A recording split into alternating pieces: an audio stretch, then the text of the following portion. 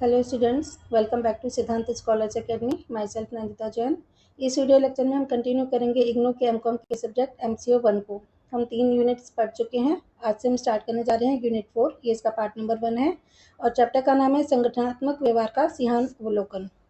तो इसमें हम पढ़ने वाले हैं क्वेश्चन नंबर 1। संगठनात्मक व्यवहार से आप क्या समझते हैं? संगठनात्मक व्यवहार के अर्थ और उसके विषय क्षेत्र की व्याख्या कीजिए। ठीक है, तो जो ऑर्गेनाइजेशनल बिहेवियर होता है वो क्या होता है, इसका हमें मीनिंग समझना है और इसका जो सब्जेक्ट एरिया है कि किस विषय क्षेत्र में ये किया जाता है, इससे संबंधित हमें पढ़ना है। तो सबसे पहले फिर से हम पढ़ लेते हैं कि संगठन होता क्या है। संगठन वह स्थान है जहाँ 2 या 2 से अधिक व्यक्ति किसी विशिष्ट लक्ष्य या लक्ष्यों के सेट की प्राप्ति के लिए संरचित ढंग से काम करते हैं। ठीक है, तो वो प्लेस, वो जगह जहाँ या तो 2 होंगे या 2 से अधिक व्यक्ति होंगे और उनका लक्ष्य होगा या तो कोई स्पेसिफिक गोल होगा या बहुत सारे लक्ष्य होंगे। उनकी प्राप्ति के लिए ये एक स्ट्रक्चर्ड वे में एक संगठित ढंग से काम करते हैं। लक्ष्य संगठनों के मूल तत्व होते हैं। तो जो हमारे गोल्स होते हैं ना, वो ऑर्गेनाइजेशन के मूल तत्व यानी कि मेन एलिमेंट्स होते हैं।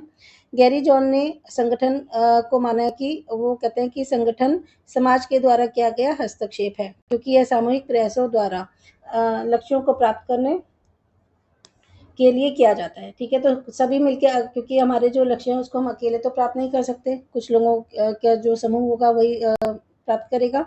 तो ये सामूहिक गोल होता है जो लक्ष्यों को प्राप्त करने के लिए किया जाता है।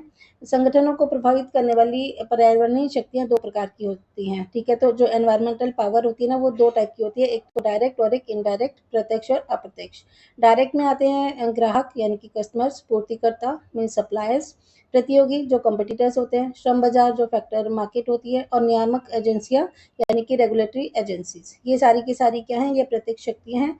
तो जो आर्थिक, प्रौद्योगिक, सामाजिक, सांस्कृतिक, राजनीतिक तथा अंतर्राष्ट्रीय जो स्थितियां हैं वो अप्रत्यक्ष शक्तियां हैं। ठीक है, तो अगर हम बात करते हैं आर्थिक मीन्स इकोनॉमिकल, प्रौद्योगिक मीन्स टेक्निकल, सामाजिक सांस्कृतिक मीन्स सोशल कल्चरल, राजनीतिक मीन्स पॉलिटिकल और अंतर्राष्ट्रीय मीन्स इंटरनेशनल। ये जो सारी शक्तियां हैं ये अप्रत्यक्ष शक्ति हैं। मनुष्य जो भी करता है उसे व्यवहार कहा जाता है। तो जो हमारा बिहेव होता है ना, ठीक है, हम जो भी करते हैं दूसरे लोगों के समक्ष जो भी या समाज के समक्ष या किसी के भी समक्ष जो हम करते हैं वो हमारा व्यवहार कहा जाता है। तो व्यवहार उद्दीपन का प्रत्युत्तर है जिसे देखा जा सकता है।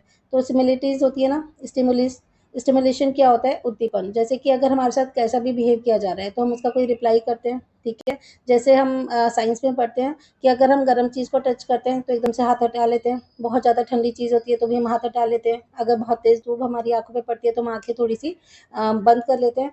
तो इसे कहा जाता है स्टिमुलेशन। ओके, तो व्यवहार स्टिमुलेशन का ही प्रत्युत्तर है। इसी तरह अगर हमारे साथ जो भी व्यवहार करता है, कोई अच्छा व्यवहार करता है तो हम खुशी जाहिर करते हैं, कोई बुरा बिहेव करता है तो हम थोड़ा-सा हमें अच्छा नहीं लगता तो उस हिसाब से हमारे फेस पे पड़ सकते हैं। तो कहा जा सकता है कि व्यवहार उद्दीपन का प्रत्युत्तर है जिसे देखा जा सकता है। तो फेस रीडिंग करके कोई भी देख सकता है कि कोई बंदा खुश है या नाराज़ है या अपसेट है। तो व्यवहार क्या होता है? स्टिमुलेशन का ही प्रत्युत्तर होता है जिसे हम देख सकते हैं। संगठनात्मक व्यवहार कार्य पर लगे व्यक्तियों के व्यवहार की जटिलताओं को समझने के लिए अनेक प्रकार से सहायक अंतर्दृष्टि प्रदान करता है। तो जो हमारा ऑर्गेनाइजेशन बिहेवियर होता है तो उस ऑर्गेनाइजेशन में जो भी कार्य पर लगे हुए व्यक्ति हैं उनके व्यवहार की जटिलताओं को समझने के लिए अनेक प्रकार से हमें अंतर्दृष्टि देता है। यानी कि हम देख पाते हैं कि जो ये व्यक्ति हैं जो कार्य पर लगे हुए हैं उनका व्यवहार उनके साथ जो भी जटिलताएं पेश आ रही हैं उसके लिए हमें एक अंदर से अंतर्दृष्टि प्रदान करता है। संगठनात्मक व्यवहार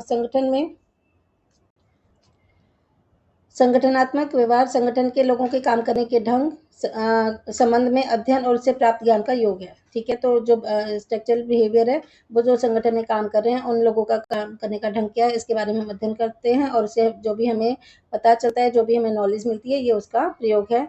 व्यक्ति, ढांचा, प्रौद्योगिकी और बाह्य पर्यावरण संगठन में मुख्य तत्व जिसमें संगठन का काम होता है। ठीक है, तो व्यक्ति हैं यानी कि पर्सन्स, ढांचा मतलब स्ट्रक्चर, प्रौद्योगिकी टेक्नोलॉजी या बाह्य पर्यावरण जो है वो जो एक्सटर्नल और एनवायरनमेंट है वो संगठन के मुख्य तत्व हैं जिसमें संगठन का काम होता है, क्योंकि इन्हीं के बीच में संगठन अपना काम करता है।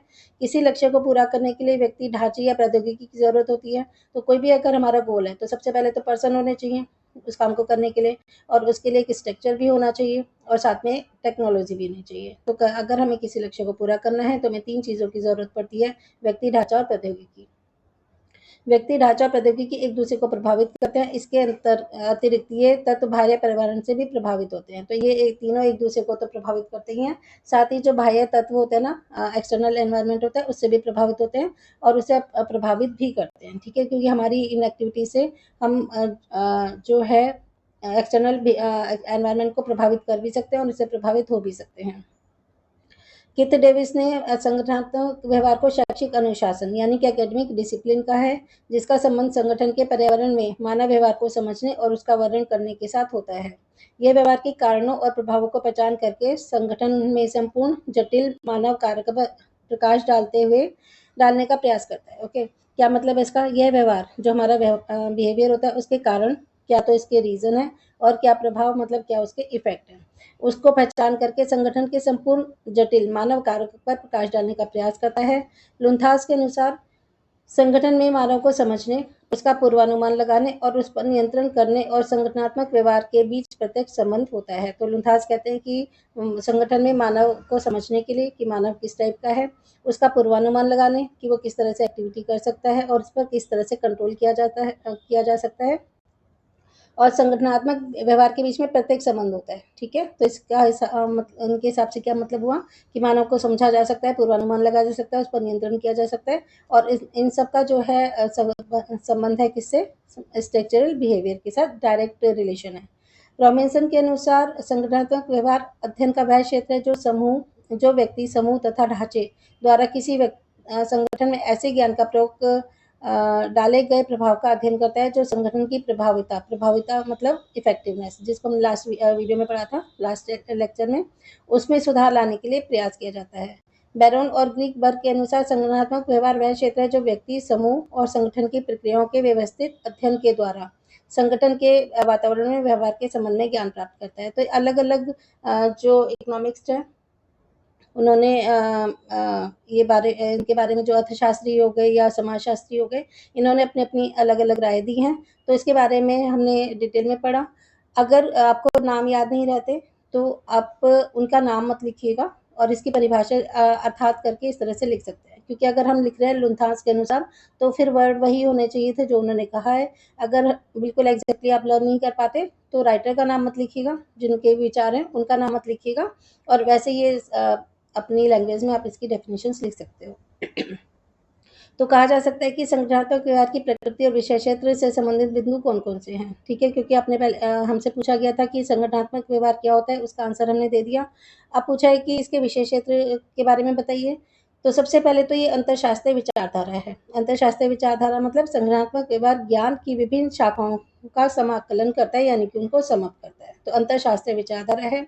दूसरा ये अनुप्रयुक्त विज्ञान है। ऐसी साइंस है जो डेली रूटीन में हम यूज़ करते हैं। तो व्यवहार का प्रयास व्यवहार को प्रभावित करने वाली शक्तियों को समझना है, ताकि उनके प्रभावों का पूर्वानुमान लगाया जा सके और संगठन के प्रभावी संचालन के लिए उनका उपयोग किया जा सके, ठीक है? तो जो भी हम व्यवहार का प्रयास है, उसके व्यवहार को प्रभावित करने वाली शक्तियों को हम पहले समझते हैं, ताकि हम पूर्वानुमान लगा सकें कि अगर हम ऐसा व्यवहार करेंगे तो उससे प्रभावित कौन-सी शक्तियाँ होंगी, उनका क्या रिएक्शन होगा, उसके प्रभावों का पूर्वानुमान लगा सकते हैं और संगठन के प्रभावी संचालन के लिए उनका उपयोग भी कर सकते हैं। फिर है प्रबंध की व्यवहारात्मक विचारधारा। संगठनात्मक व्यवहार प्रबंध के मानवीय पक्ष के साथ प्रत्यक्ष रूप से जुड़ा हुआ है, लेकिन संपूर्ण प्रबंध के साथ नहीं जुड़ा हुआ। वो सिर्फ मानवीय पक्ष के साथ तो डायरेक्टली जुड़ा हुआ है, बाकी जो पूरा जो हमारा मैनेजमेंट है उसके साथ वो इनडायरेक्ट तरीके से जुड़ा होता है। फिर है पर्यावरण से संबंधित होता है ये। संगठनात्मक व्यवहार पर्यावरण के संगतता जैसे विषयों से संबंधित है, जैसे व्यक्ति संस्कृति संगत, ठीक है? व्यक्ति संस्कृति संगत मतलब पर्सन और कल्चरल फिट, ठीक है? व्यक्ति जिस संस्कृति में किस कल्चर को वो फॉलो करता है उसके बारे में। ये अंतर सांस्कृतिक क्रॉस कल्चरल प्रबंध आदि, ठीक है? तो जैसे हम कहते हैं कि भाई हमारा इंडिया का कल्चर ये है, और इंडिया में भी बहुत सारी स्टेट्स हैं, तो हर स्टेट का, हर जो राज्य है, हर प्रांत है, क्षेत्र है, उनका कल्चर थोड़ा अलग होता है, तो इसे कहा जाता है अंतर सांस्कृतिक क्रॉस कल्चरल प्रबंध इत्यादि, ये इससे भी जुड़ा हुआ होता है। फिर है वैज्ञानिक विधि, ये एक साइंटिफिक मेथड है। संगठनात्मक व्यवहार वैज्ञानिक विधि का अनुसरण करके अपने अध्ययन में और अनुसंधान के प्रश्नों का उत्तर देने में तार्किक सिद्धांत का उपयोग करता है। लॉजिकल जो मेथड्स होते हैं ना, लॉजिकल प्रिंसिपल्स होते हैं, उनका यूज़ करता है। ठीक है, तो जैसे हम साइंस में कहते हैं ना कि भाई हर चीज़ फिक्स होती है, मैथ्स में फॉर्मूलेज फिक्स होते हैं तो सेम आंसर आता है, इसी तरह साइंस में भी हर चीज़ फिक्स होती है, उनका कोई लॉजिक होता है। ठीक है, तो ये क्या करता है, संगठनात्मक व्यवहार वैज्ञानिक विधि का अनुसरण करता है और अपने अध्ययन में, अपनी जो स्टडी करता है उसमें और अनुसंधान के प्रश्नों का उत्तर देने में लॉजिकल मेथड्स को यूज़ करता है। ये अनुभाविक होता है एम्पिरिकल, जो हमारे अनुभव होते हैं। व्याख्यात्मक होता है एक्सप्लेनेटरी, आलोचनात्मक होता है क्रिटिकली और सृजनात्मक होता है क्रिएटिविटी।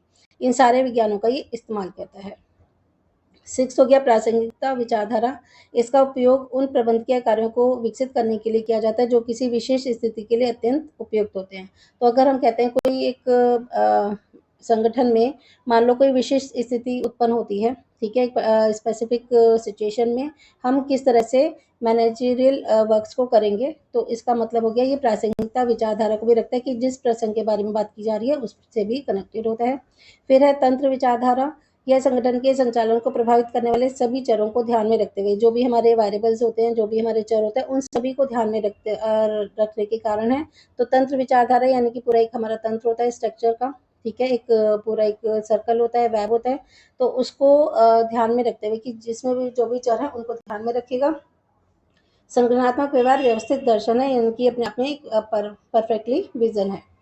8 है मूल्य केंद्रित। संगठनात्मक व्यवहार मूल्य केंद्रित होता है, यानी कि इसमें कुछ वैल्यूज होती हैं। ठीक है, तो ये ऐसा कौन सी साइंस है, ये मूल्य केंद्रित यानी कि वैल्यू बेस्ड साइंस भी है। तो कुल मिला के इसके जो विषय क्षेत्र है वो 8 हैं। एक बार फिर थोड़ा सा समअप कर लेते हैं। विषय क्षेत्र में सबसे पहले हमने कहा कि अंतरशास्त्रीय विचारधारा है, अनुप्रयुक्त विज्ञान है।